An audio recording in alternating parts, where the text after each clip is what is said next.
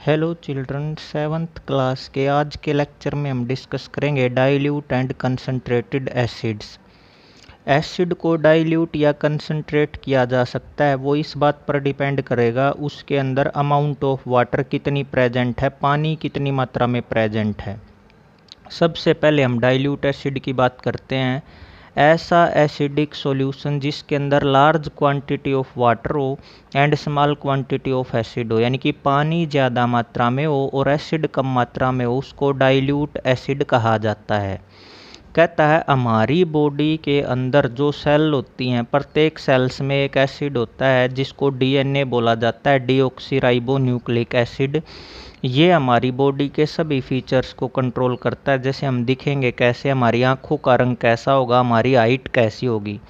और प्रोटीन जो हमारी सेल का निर्माण करते हैं उनको अमीनो एसिड कहा जाता है। हमारी बॉडी में जो फैट है उसमें फैटी एसिड्स होते हैं। अब हम कंसंट्रेटेड एसिड की बात करेंगे। ऐसा एसिडिक सॉल्यूशन जिसमें कम मात्रा में वाटर हो और ज़्यादा मात्रा में एसिड हो, उसको कंसंट्रेटेड एसिड बोला जाता है।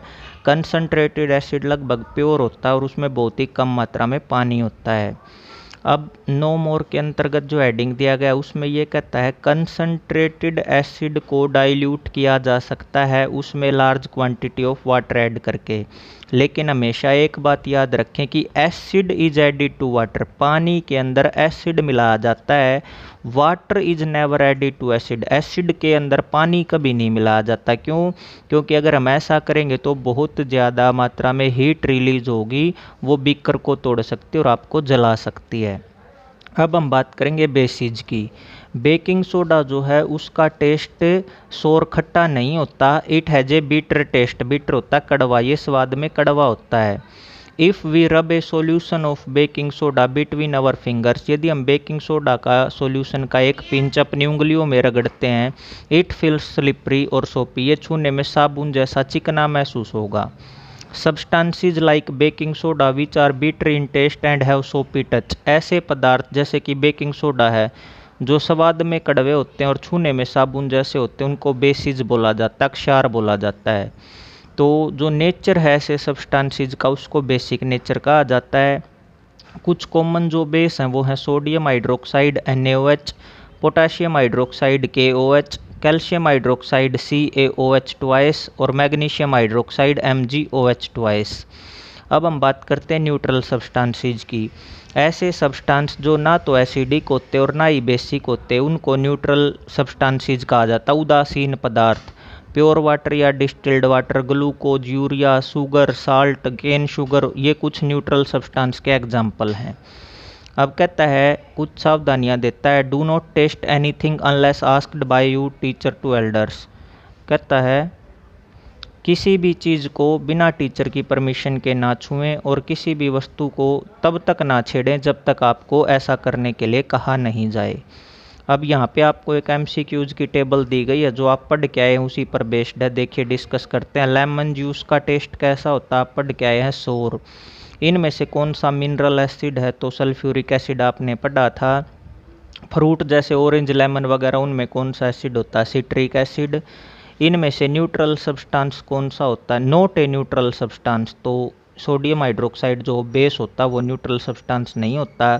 और बेसिस जनरली छूने में कैसे होते हैं, सोपी। आज ही आपने लेक्चर में ये डिस्कस किया है। अब हम बात करते हैं इंडिकेटर्स की। कहता है वी नो दैट, हमें पता है, एसिड्स आर सोर, अम्ल जो हैं वो स्वाद में खट्टे होते हैं, बेसिस जो हो बिटर स्वाद में कड़वे होते हैं। लेकिन हम प्रत्येक वस्तु को टेस्ट नहीं कर सकते ये जानने के लिए कि दिया गया पदार्थ एसिडिक है या बेसिक नेचर का है। कारण कुछ सब्सटेंस हमारे लिए हार्मफुल हो सकते हैं। तो अब क्वेश्चन ये आता है हमें कैसे पता चले कि सब्सटेंस का नेचर क्या है उसको बिना टेस्ट किए। तो सब्सटेंस का नेचर फाइंड आउट करने के लिए हम इंडिकेटर सूचकों का प्रयोग करते हैं। इंडिकेटर्स वो स्पेशल सब्सटेंसेस होते हैं जिनके एसिडिक और बेसिक मीडियम में अलग अलग कलर होते हैं। उनको ये जांच करने के लिए प्रयोग किया जाता है कि दिया गया सब्सटेंस एसिड है या बेस है। ये इंडिकेटर क्या कहलाते हैं? एसिड बेस इंडिकेटर कहलाते हैं। अब बात करते हैं इंडिकेटर काम कैसे करता है। इंडिकेटर जो है वो अपना कलर चेंज कर लेते हैं जब उनको ऐसे घोल में मिलाया जाता है जिसमें या तो कोई एसिडिक सब्सटेंस हो या कोई बेसिक सब्सटेंस हो।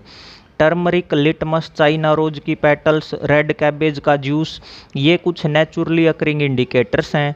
फिनोप्थलीन, मिथाइल ऑरेंज, ये कुछ ह्यूमन मेड इंडिकेटर्स हैं। तो यहाँ से आप इंडिकेटर्स की डेफिनेशन, इंडिकेटर नेचुरल के एग्जाम्पल और ह्यूमन मेड इंडिकेटर के एग्जाम्पल आप कर सकते हैं।